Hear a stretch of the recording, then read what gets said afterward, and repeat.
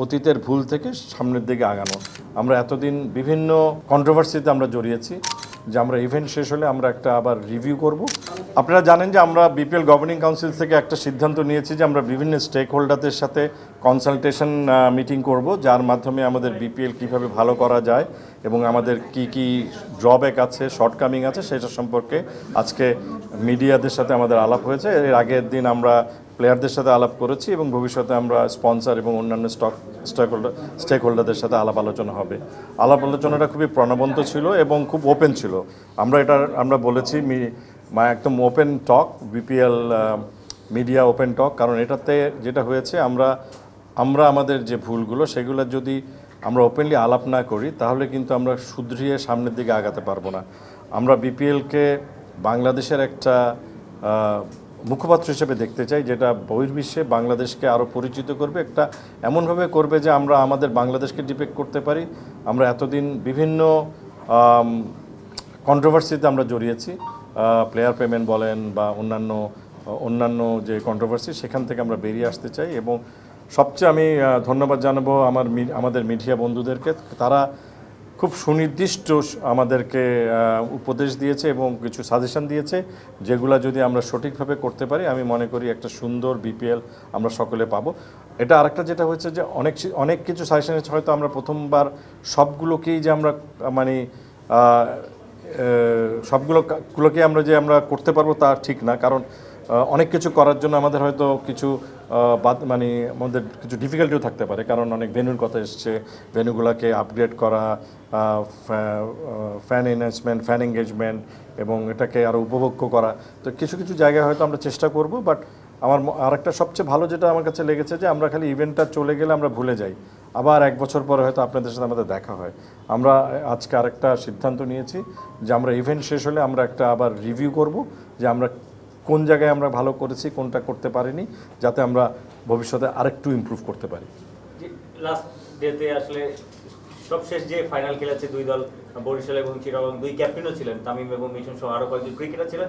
ক্রিকেটারদের কাছ থেকে কি কি সাজেশন এসেছে, মানে সিগনিফিকেন্ট আপনার কাছে কোনগুলো লেগেছে? অনেকগুলো খুব একদম গ্রহণযোগ্য এবং পজিটিভ কিছু এসছে এবং সবচেয়ে মজা লাগছে যে অনেক কিছু কিন্তু মিডিয়ার থেকেও যা পেয়েছি বেশ কিছু অঙ্ক মিলে গেছে। এখন জানি না যে কেউ কাউকে বলেছে কিনা বা প্রশ্ন ফাঁস হয়েছে কিনা, but it was very very positive. এবং প্লেয়াররা কিন্তু তাদেরও যেই দায়িত্ব আছে সেটাও তারা কিন্তু আমাদেরকে বলেছে যে আমরাও এইগুলো করিনি, কারণ এটা কিন্তু একতরফা না। আমাদের যেটা মনে হয়েছে যে আমরা বিপিএলটাকে যেভাবে পরিচালনা করি আমাদের মধ্যে বিভিন্ন স্টেক হোল্ডার আছে, কিন্তু কেউ কারোর সাথে মুখ দেখা দেখি না এরকম একটা।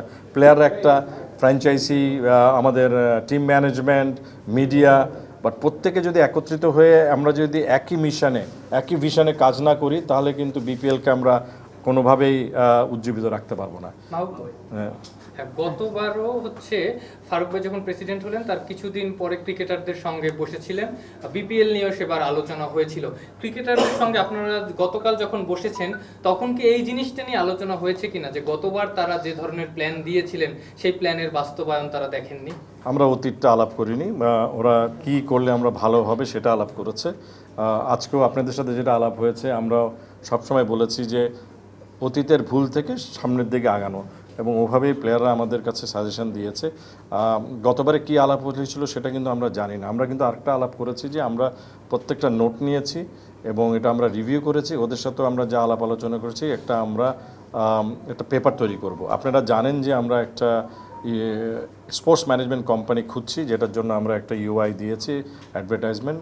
আমরা চাই যে আমাদের এই বিপিএলে আমরা তাদের সহযোগিতা নেই, এবং তাদেরকে যখন আমরা সহযোগিতা নেব তাদেরকে তো আমাদের যে সার্ভে যেটা আমরা এখন করছি সেই ডকুমেন্টটা দিতে হবে, কারণ এই ডকুমেন্টটা খুব একটা it's a very important document, যেটার ভিত্তিতে আমরা একটা ভালো বিপিএল করতে পারবো।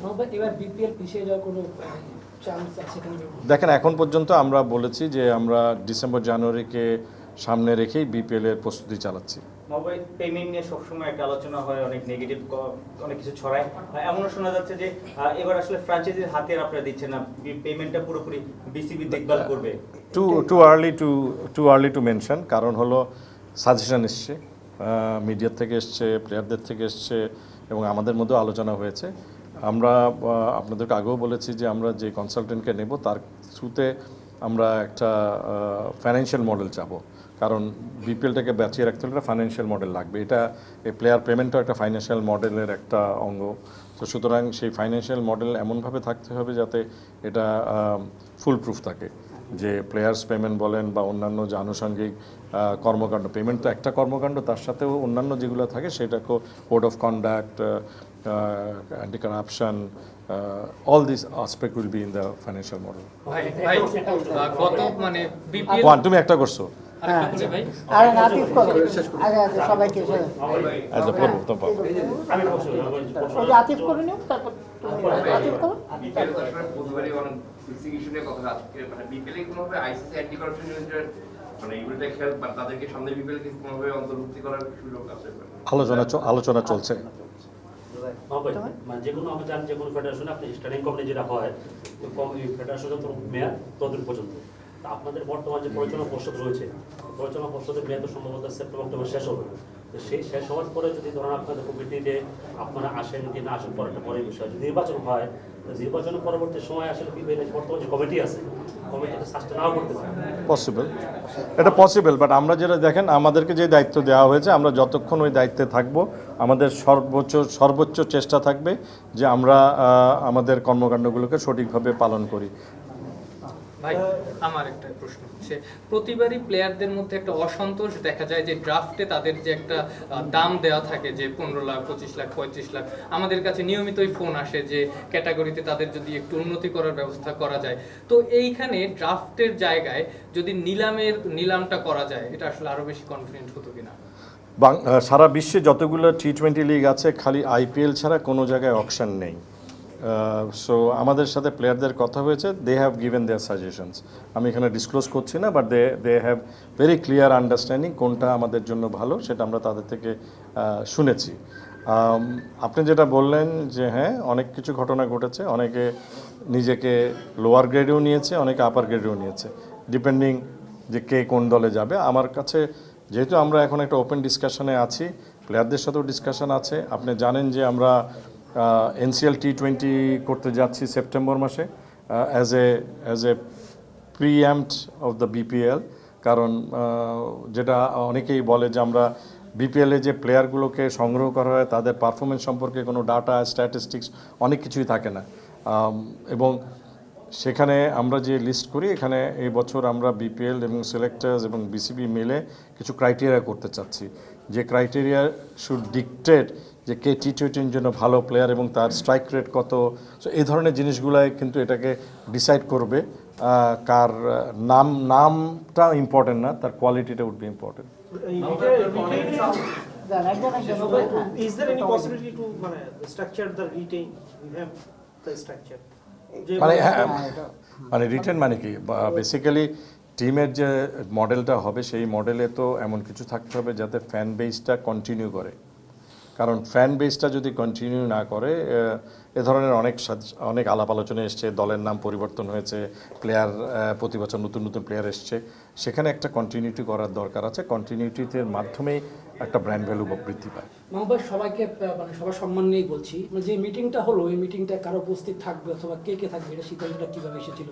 কারণ অনেকের টিভিতে অনেকে আছে, তাদের সংগঠন আছে, কিন্তু তার সে কোনো খবরটা পায় না যে কী আলোচনা হলো না হলো। দেখেন, আমরা তো একটা সংগঠন, বাংলাদেশ ক্রিকেট বোর্ড। আমি ব্যক্তিগতভাবে কাউকে যেতে পারি না, যেহেতু আপনাদের কিছু সংগঠন আছে, সেই সংগঠনকে আমরা বলেছি আপনারা 10 জন আপনাদের থেকে পাঠান। কারণ হয় কি, একটা বৃহৎ পর্যায়ে আমি জানি যে আপনারা যদি সকলকে নেন, টেলিভিশন এবং প্রিন্ট মিডিয়াকে যদি নেন, হয়তো 150, 200, 300 জন মিডিয়া হতো, সেখানে কনস্ট্রাকটিভ ডিসকাশন করা সম্ভব না। তো সেই জন্যই আমরা আপনাদেরকে বলেছি, যেটা হয়তো আপনাদের অ্যাসোসিয়েশনের, আমরা সময়ের স্বল্পতার জন্য হয়তো অ্যাসোসিয়েশন আপনাদের সকলকে নিয়ে বসে একটা ডিসিশন নিয়ে হয়তো আসতো। This is a first step. আমাদেরও ভুলভ্রান্তি থাকতে পারে, আমি আশা করব যে এই সিদ্ধান্তগুলো যেগুলো আমরা আসছে সেগুলো আমরা আসলে পজিটিভলি নেই। অনেক ক্রিকেটারদের সাথে কথা বলেন, জার্নালিস্টদের সাথে কথা বলেছেন, অনেক সাজেশন পেয়েছেন।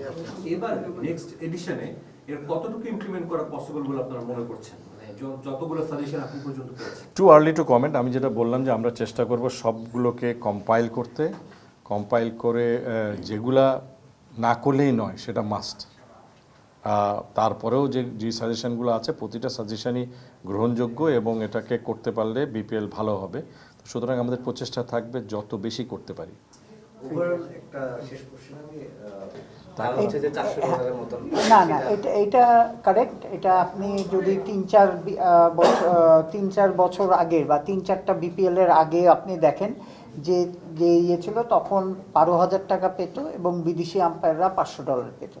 কিন্তু সেই গ্যাপটা গত 3-4 বিপিএলে কিন্তু এটাকে কমিয়ে এখন 600 আর 50,000 টাকায় নিয়ে আসা আছে। So already this is in process. কারণ একবারে তো 12,000 টাকার থেকে আপনি 50,000 করতে পারেন না। তো সুতরাং আমরা প্রতি বিপিএলে কিন্তু আমরা বাড়িয়েছি করে এখন গ্যাপ হয়ে গেছে কম। আর এবার আমরা চেষ্টা করব আরও বেটার আম্পায়ার আনতে। বিদেশি আম্পায়ারকে আমরা 500 দিই আর আপনার লোকাল আম্পায়ারদের 50,000 টাকা দিই। কিন্তু আপনারা খুশি হবেন যে যেহেতু আমরা সৈকতকে এলিট আম্পায়ার হিসাবে ইয়ে করছি, গতবার আমরা কিন্তু $2,500 দিয়েছিলাম তাকে। তো সুতরাং হোয়াট ইউ আর সেইং আমরাও কিন্তু এই কনসিডারেশন